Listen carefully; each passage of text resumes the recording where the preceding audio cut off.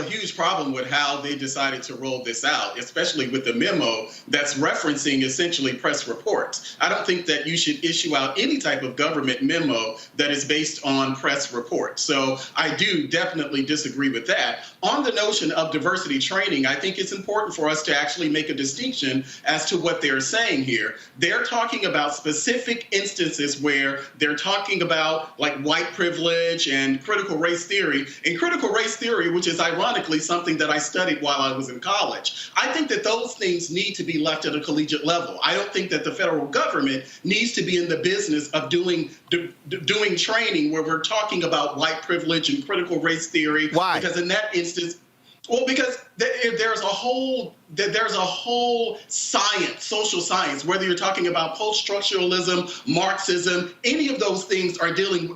You can actually relate to critical race theory. I don't think that it's a problem. And as I just checked earlier, even before coming on the show, the federal government has an Office of Diversity and Inclusion. They're going to continue their program. And if you look at the AD organizations that have actually assisted the federal government in the training, those things will not be affected. So whether you're talking about things like race and gender, sexual orientation, a lot of religion, a lot of those things as far as the federal government apparatus, they are still going on. But whatever this anonymous thing that we still don't know enough about that apparently is referencing things like critical race theory or white privilege, no, I don't think that the federal government's job is to do that. I think that is definitely something left up to either organizations or colleges and universities.